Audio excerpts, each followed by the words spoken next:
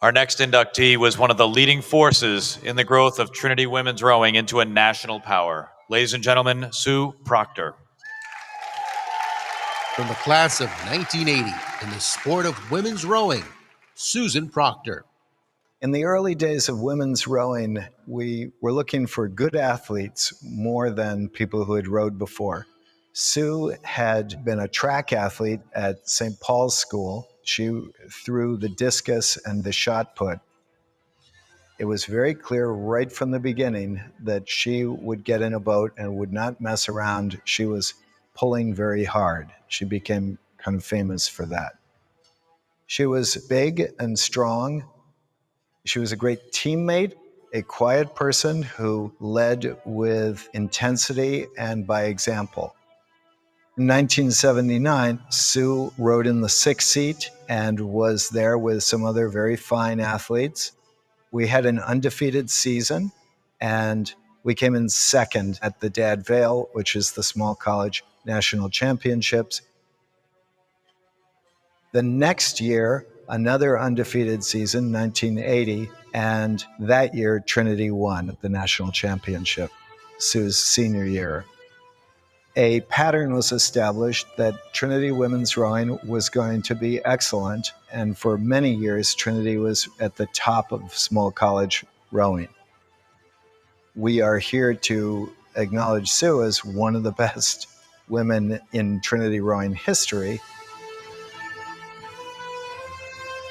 She was the first Trinity woman to make the U.S. national team and row in the World Championships. She was a trailblazer and showed Trinity women that it was possible to come from a small college program, but by working hard and by rowing well, you could make it to the highest levels of the sport.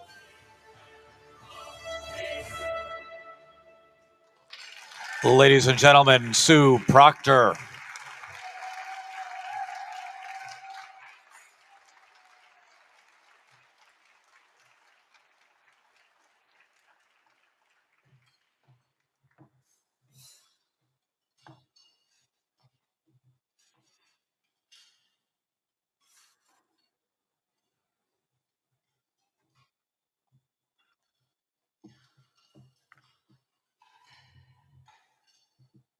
Thank you. It's truly an honor to be here tonight, to be an inductee to the 2023 class of this Trinity Athletic Hall of Fame.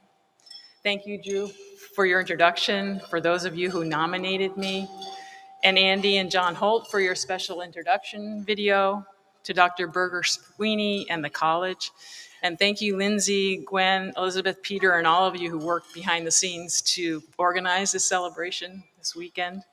But most of all, I want to thank and acknowledge all my Trinity rowing family. First, my teammates. 7 of you are here tonight, and I want you all guys to stand up when I say your names. Debbie Davis, Liz Kelly Droney, Libby Kilborn Graham, and Lisa Bourget Frisbee, Cindy Higgins Brickley, Ann Fickling Brainerd, and Dee Dee Look. You guys can stay standing too. I also want to thank my coaches, Andy and Gary, and David Greenspan's here too. So all three of you. You stand. And all those women who came before me at Trinity that paved the way, those of you that are here, over there, can you guys stand?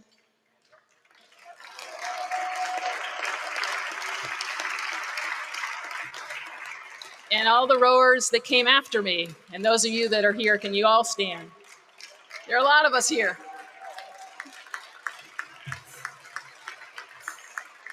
And then I want to thank the broader Trinity community, the members of the Friends of Trinity Rowing, parents, and the men's program also. Can't forget the men's program. The power of rowing is the team. The team is the power. As Andy mentioned in the video, I learned to row here at Trinity. I didn't row, although there was rowing at my high school, I did not row.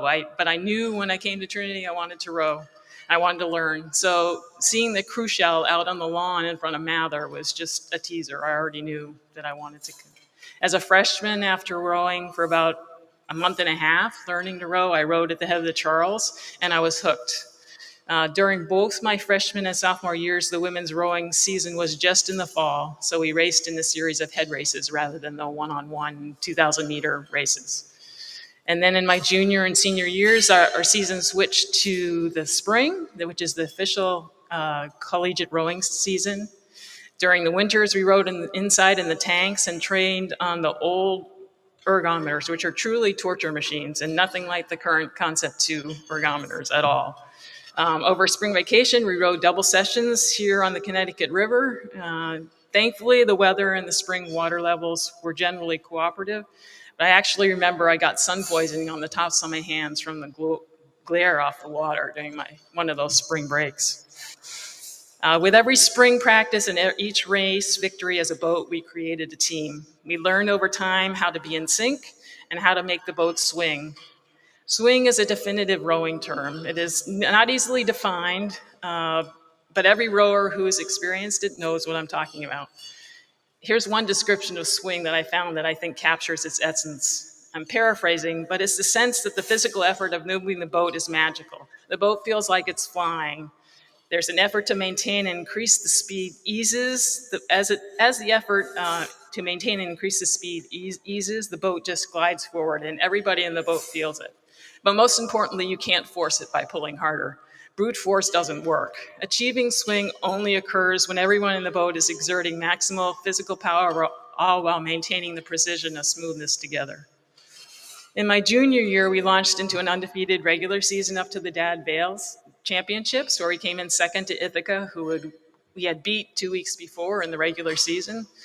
My senior year was a blur. I was rowing and I was finishing my requirements for a biochemistry major, but with 6 out of the 9 of our 79 boat returning, we continued to work as a team to hone our abilities. And that year we were undefeated in our regular season and won the Dad Vail Championship. After college, I moved to Boston in the spring of 1980 and continued to row. I was lucky enough to be able to row with women who were on the 1980 Olympic team, but stayed rowing because they were never able to go to the Olympics because of the boycott. In the summer of 1981, I was invited to go to my first national team selection camp. And representing the US in the World Championships in the women's pair in 81, 82, and 83 was truly a culminating experience. In an Olympic year, the national team is an Olympic team, and I took a year off from graduate school to train for the Olympic team, but unfortunately I didn't make the team as one of the last persons cut. To those of the rowers in the room, I don't need to tell you, but rowing is truly an extraordinary sport. It's all-encompassing. And to quote and paraphrase the writer John Seabrook of The New Yorker, who was a rower at Princeton, he said, "The paradox of rowing is this most physically demanding of sports is about 80% mental. For success, it demands a balance of confidence, trust, and harmony with your team as you work together. You learn through, quote, cooperative practice what it's needed to instill and fine-tune the adjustments to compromise and to unify 9 separate individuals to work together to move the boat. In rowing, there are no high scorers, there are no defensive stars, there's no individual stats. It's all about the team."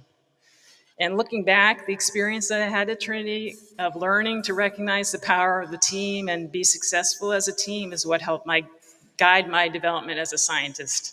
I started out working in an individual lab, as an individual lab scientist in a clinical hospital and then a university lab, conducting nutritional biochemistry experiments. But I quickly realized that bench science wasn't for me. And over time, I grew to focus on conducting research that involved teams who went out in the field to address real-life questions about health and performance. And more recently, when I retired, I was a department chair in a research institute leading a group of scientists where our mission was to make an impact, to minimize injury and improve the health and readiness and performance of our US Army soldiers. The department was made up of people of varying strengths and skill sets, and the rowing experience I had at Trinity influenced my approach towards leadership by recognizing the power of the team. And in the organizational management world now, this type of leadership style is termed having an outward mindset, where, quote, performance improves because of the understanding that other people matter just as much as you do, and you want to work together to achieve your goals. Again, it's all about the team. The team is what is important. So in closing, I just want to also thank and acknowledge my family, my sister and my two nephews, Colin and Evan, who are here tonight. And I want to thank my brother-in-law, David, my niece, Catherine, as well as my brother, Jeff, and sister-in-law, Nadia, and my two nephews, Atticus and Andre, who were not able to travel here tonight. And lastly, I would like to acknowledge and honor my parents. Neither of them are still living, but during their lives, and even now, they both continue to provide me with inner confidence and support as I live my life. Thank you, everyone, for being here.